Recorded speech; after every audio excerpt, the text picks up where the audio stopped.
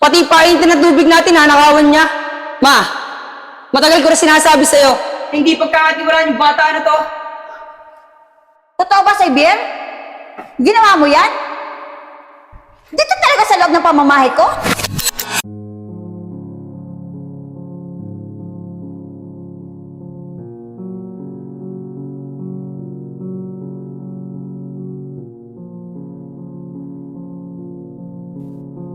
Hi, tita. O, Sam.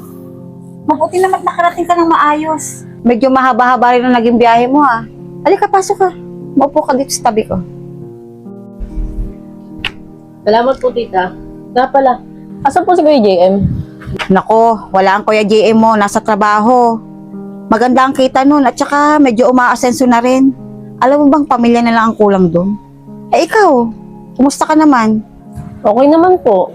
Eto, nandito po ako ngayon sa inyo. Kasi gawa nga po nung nasabi ko po sa inyo nung nakaraang buwan. Okay lang po ba na dumito muna po ako sa inyo? Ay nako pamangkin, walang problema. Welcome na welcome ka dito sa bahay. Eh teka, nabanggit mo ba sa magulang mo yung nangyari sa trabaho mo? Yung naging problema mo? Opo, nasabi ko na. Kaso, baka hindi po ako matanggap sa bahay eh. Kaya, nag-decide na lang po ako na dumito sa inyo para makapaghanap po ako ng magandang trabaho. Eh di mas mabuti kung ganyan ang plano mo. Eh paano, magpahinga ka na muna. Nandun ang kwarto mo sa kaliwang inayos ko na yun bago ka dumating. Sige po, tita. Salamat po ulit ha. Sige. Maya-maya na may... Utang na loob ko na rin po sa inyo to. Tsaka, hayaan niyo po. Babawi po ako sa inyo. Sige, mamaya na may darating na rin ang Kuya JM mo. Ako nang bahala magsabi sa kanya na nandito ka. Sige po. Parting kaliwa ha, ang kwarto mo.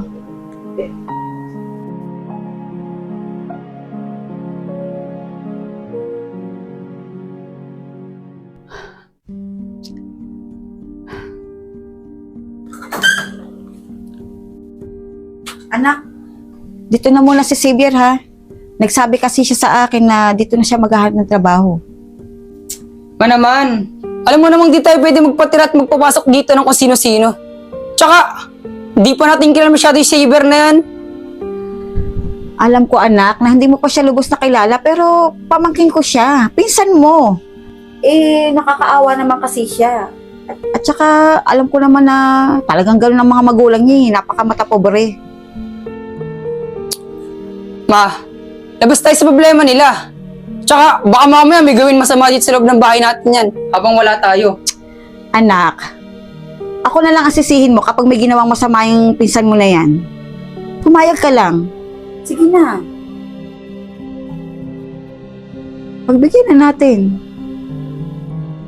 Sige ma, papayag ako ha. Pero pag may ginawang masama yan, ikaw ang bahala ha ma. Oo, sige na, sige na. Salamat ha. Salamat anak. Pasensya ka na. Nakakaawa kasi yung pinsan mo. Alam mo naman taga malayo yun. Salamat. Sige ma, alis muna po ako.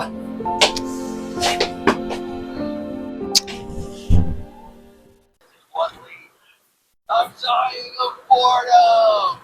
Xavier. Aalis muna ako ha. Ikaw na muna ang bahala dito sa bahay. May tiwala naman ako sa'yo. Wala pa kasi ang Kuya JM mo eh. Nasa business trip pa. Eh baka mga isang araw pang balik nun. May lakad na kami ng kumari ko. Sige po, tita. Ako po bahala dito. Huwag po kayo mag-alala. Iwan ko po naman payapa tong bahay. Sige, bahala ka na ha. Ingat po kayo. Okay, sige. Bye-bye.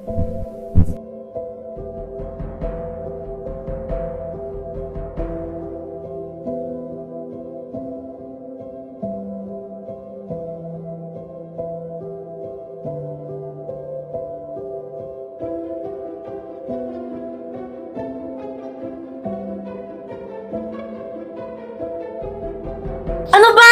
Bitawan mo nga! Hindi ka pwedeng umalis. Marami kang ninakaw na gamit sa amin ni. Uy, ano ba? Sasabihin kita kay mama. Ano ba? Ano nangyayari? Bakit ang gulo ng bahay ko? Anak!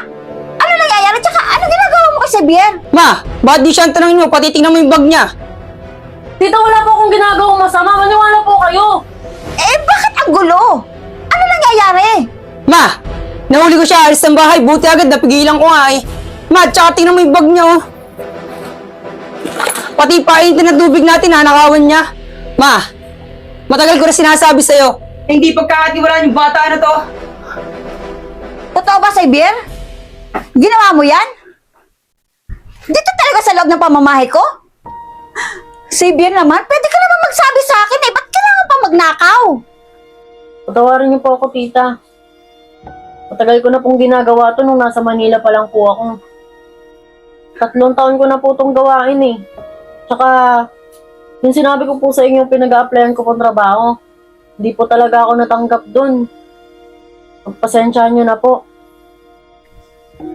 Eh kahit na, wala naman kami ginagawang masama sa'yo eh. Lahat naman binigay ko sa'yo, pinakisamahan kita ng maayos, pinatuloy kita dito, tapos ganyan ang gagawin mo? Alam mo, hindi kami yung tao makakatulong sa'yo. Mas mabuti pa umalis ka na lang, kaysa maipakulong pa kita. Ayusin mo lang gamit mo at umalis ka na. Alis na! Wala kang utang na loob.